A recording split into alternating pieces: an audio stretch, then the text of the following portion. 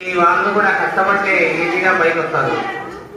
ఒక చిన్న స్టోరీ చెప్తాను మీకు ఈరోజు. Only one small story. అతని పేరు గుణనిధి. గుణనిధి అంటే ఒక బ్రాహ్మణుని యొక్క పుత్రుడు. చాలా మందికి తెలియని విషయం ఏంటంటే పండిత పుత్ర పరమసుట్ట అంటున్నారు. అంటే చాలా మంది వాళ్ళ పిల్లల యొక్క డెవలప్మెంట్ ని పెద్దగా పట్టించుకోకుండా ఉంటారు. కాబట్టి వాళ్ళ పిల్లలు కూడా పక్కదారి పట్టే మార్గానికి అవకాశం ఉంటుంది. అయితే ఈ గుణనిధి ఎవరు అంటే ఒక బ్రాహ్మణుని యొక్క పుత్రుడు. ఈయన ప్రతిరోజు పాఠశాలకు పోతూ ఉంటే టీచర్లందరూ అతన్ని కొడుతూ ఉండేవాళ్ళు, ఇబ్బంది పెట్టారు. ఇతను కూడా చాలా అల్లరి చేసేవాడు. అతను చిన్నగా దొంగతనాలు చేయడం మొదలు పెట్టాడు. దొంగతనాలు అంటే పక్కన వాళ్ళ డబ్బులు తీసుకోవడం, ఈ విధంగా దొంగతనాలన్నీ మొదలు పెట్టాడు.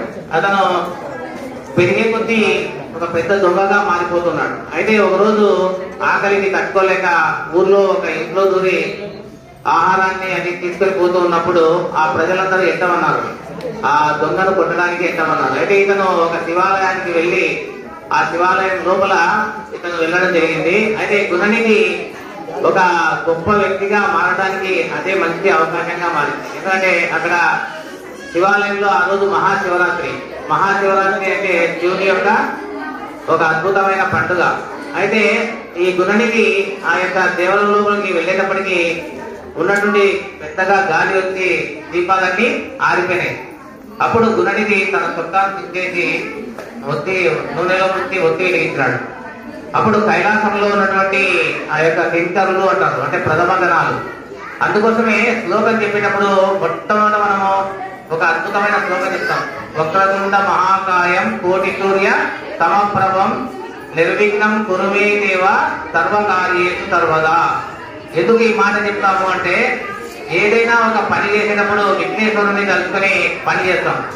అయితే ఈ యొక్క గుణనిధి ఆ యొక్క దేవాలయం లోపల ఉన్నటువంటి ఆ పదార్థాలన్నింటినీ తీసుకొని తినడం మొదలు పెట్టాడు. ప్రజలు అతన్ని కొట్టి చంపేశారు. అంటే ఇప్పుడు గుణనిధి చనిపోయినాడు.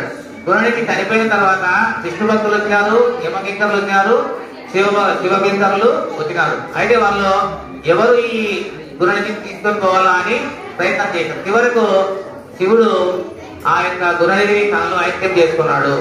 ఎందుకంటే ఎప్పుడు అతను పూజ చేయలేదు, ఎప్పుడు ఏమి చేయలేదు. కానీ ఆ రోజు శివరాత్రి రోజు దీపం వెలిగించినాడు.